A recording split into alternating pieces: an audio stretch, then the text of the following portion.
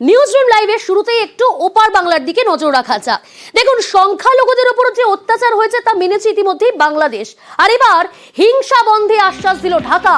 সংখ্যালঘু নির্যাতন বন্ধে তৎপর ঢাকা। সচিব পর্যায়ে যে বৈঠক, সেই বৈঠকে এই আশ্বাস বাংলাদেশের। আরো ডিটেল আপনাদের জানাবো। সরাসরি রয়েছে নয়াদিল্লি থেকে মৈত্রী। তাহলে আমরা দেখলাম যে সংখ্যালঘুদের উপর যে অত্যাচার করা হয়েছে তা কার্যত মেনে নিয়েছে বাংলাদেশ। ধর্মীয় স্থানে হামলা চালানো হয়েছে, সেটাও মেনে নিয়েছে। এবার আশ্বাস দেওয়া হলো হিংসা বন্ধে। সম্পূর্ণটাই কি এই ভারতের চাপে পড়ে এই আশ্বাস?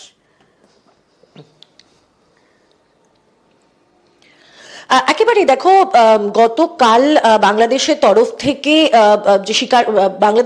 এই যে সংখ্যা স্বীকার করে নেওয়া যে সংখ্যালঘুদের ওপর অত্যাচারের ঘটনা ঘটছে এবং সেই সংখ্যা যাই হোক, সেই সংখ্যা নিয়ে বিতর্ক থাকতে পারে, কিন্তু তারা একটা স্বীকার করে নিয়েছে এবং সেটা ঘটেছে বিক্রম মিশ্রি তার ভিজিটের পরে।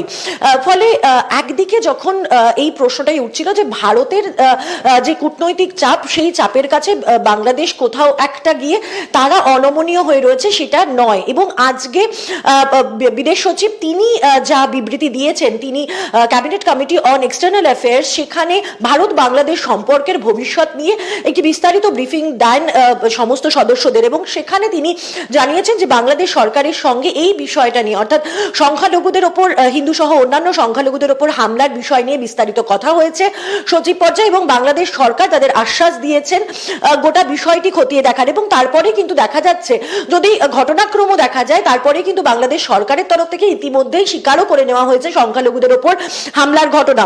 তবে একই সঙ্গে বিদেশ সচিব তিনি এটাও জানিয়েছেন যে দুই দেশের মধ্যে যে বিভিন্ন টাইজ রয়েছে, অর্থাৎ দুই দেশের মধ্যে যে বিভিন্ন চুক্তি রয়েছে, সেই চুক্তি রিভিউ করার সম্পর্কে বাংলাদেশের তরফ থেকে কোনো কিছু বলা হয়নি। তবে সদস্যদের তরফ থেকে আজকে একটা বড় প্রশ্নের মুখে পড়তে হয় বিদেশ সচিবকে। আমরা সূত্র মারফত যেটা জানতে পারছি, যারা এই ক্যাবিনেট কমিটির যারা সদস্য ছিলেন, স্ট্যান্ডিং কমিটির যারা সদস্য ছিলেন, তারা শেখ হাসিনার ব্যাপারে জানতে চান যে তার ভারতে আসা এবং শেখ হাসিনা কোথায় রয়েছেন, তার কি অবস্থা, তার ওয়্যার অ্যাবাউটস। কারণ শেষবার যখন তোমার মনে থাকবে যে অগস্ট মাসে পার্লামেন্টে দাঁড়িয়েই শেখ হাসিনা সম্পর্কে একটি বিবৃতি দিয়েছিলেন বিদেশমন্ত্রী এস জয়শঙ্কর, এবং তারপরে শেখ হাসিনা কোথায় আছেন বা তিনি ভারতে আছেন না ভারত ছেড়ে তিনি চলে গিয়েছেন, সে বিষয়ে সরকারিভাবে কোনো বিবৃতি আসেনি। ফলে সেই জায়গায় দাঁড়িয়ে শেখ হাসিনার কি অবস্থান সেটা জানতে চেয়েছেন সদস্যরা।